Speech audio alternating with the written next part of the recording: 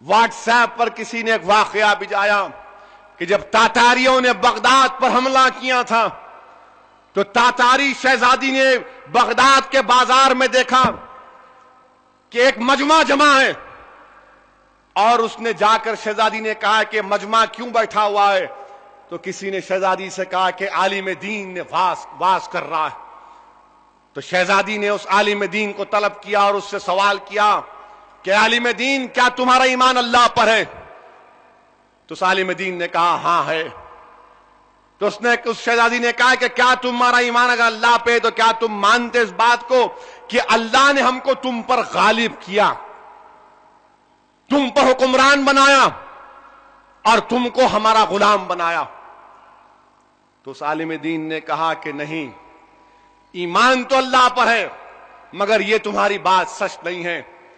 تو شہزادی نے کہا سمجھاؤ مجھے۔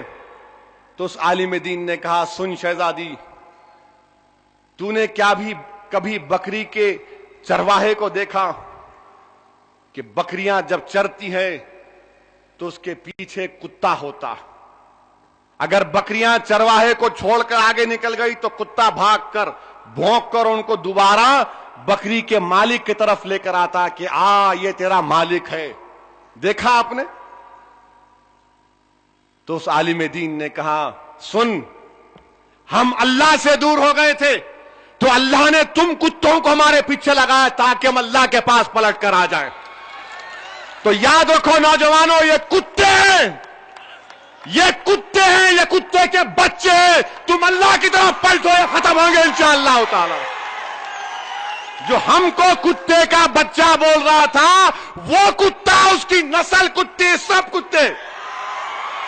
اب ہم کو اللہ کی طرف پلٹنا ہے، اللہ کی طرف پلٹو، وہ ہمارا مالک ہے۔ انہیں کیا ہے؟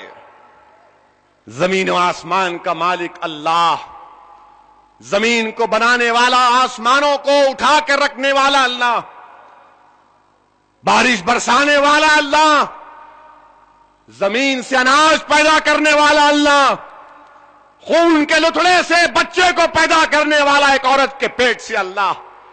یہ کتے کیا کریں گے؟ کچھ نہیں ہوگا انشاءاللہ تعالی۔ آج امتحان ہندوستان کے مسلمانوں تمہارا، اگر تم اللہ پر توکل کرتے ہو، تم پر اللہ پر کامل یقین اور ایمان ہے، تو تم کو اور ہم کو مل کر اچھے اندازے میں بہترین طریقے سے حکمت کے ساتھ ان سے مقابلہ ہم کریں گے انشاءاللہ تعالی۔ آپ تیار ہیں نہیں ہیں؟ یقیناً انشاءاللہ تعالی ہم حکمت کے ساتھ اور پورے ہوش و حواس کے ساتھ مقابلہ کریں گے، اچھی طرح مقابلہ کریں گے۔ تو گناہوں کو چھوڑو، ان کی عددی طاقت کو دیکھ کر خوف زدہ نہیں ہونا۔ 280 ان کے پاس آ گئے، وہ آ گئے، نہیں۔